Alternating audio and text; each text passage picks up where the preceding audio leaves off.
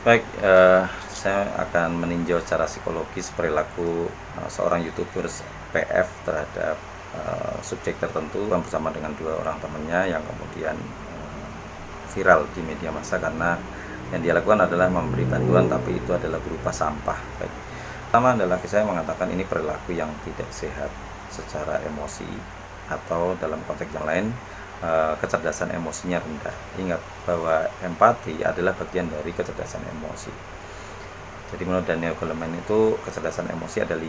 Pertama self awareness, yang kedua self regulation, yang ketiga adalah motivation, yang keempat adalah empati, yang kelima adalah relationship. Nah di sini melihat bahwa PF itu tidak memiliki empati dan self regulation. Ya, perilaku dia ada yang salah dalam konteks bagaimana dia mengelolanya secara emosi. Yang kedua adalah dia tidak memahami dia berada dalam situasi sosial. Nah, ini perilaku seperti ini disebut perilaku antisosial. Harusnya dia sadar bahwa kalau dia posting itu, dia akan mendapatkan hujatan dari sosial, yang dimana sosial itu ada perilaku prososial.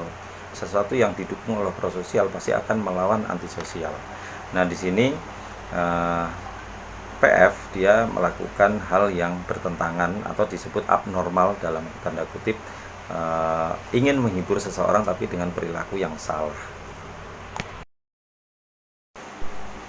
Baik, tinjauan saya dari psikologi perkembangan karena yang bersangkutan ini generasi Z ya, generasi post milenial yang betul-betul hidup dengan gadget ya, dimana mereka ciri-cirinya adalah orang-orang yang selalu terbuka ide liarnya, selalu ingin menjadi atensi di postingannya gitu, sehingga tujuannya adalah like-nya banyak, view-nya banyak, subscribe dan seterusnya, sehingga mereka memberi peluang untuk kemudian terpleset untuk hal-hal yang seperti ini, yaitu muncul ide liar yang tidak dipertanggungjawabkan, sehingga penting untuk adanya kode etik ya dan literasi sosial media di sini, sehingga para generasi Z tidak melepaskan semua idenya itu ke sosial media.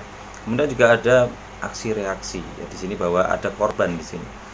Korban juga mengalami merasa dilecehkan, merasa dipermalukan gitu ya, di dampak psikologi juga yang berkepanjangan, dan itu penting karena juga harus kita tangani seandainya jadi pada orang-orang kebanyakan yang kemudian menjadi korban atas prank-prank yang tidak bertanggung jawab kan gitu ya. Sehingga penting untuk kita belajar dari semua ini ya, buat orang tua mendidik anak-anaknya tentang akhlakul karimah, kontrol diri yang baik ya, dan kita juga harus belajar untuk mengenal ketika kita mau posting sesuatu, mana yang baik, mana yang buruk, mana yang salah, mana yang benar, dan mana yang halal, mana yang haram ya, karena itu menunjukkan kedewasaan seseorang dalam bersosial media. Mungkin itu.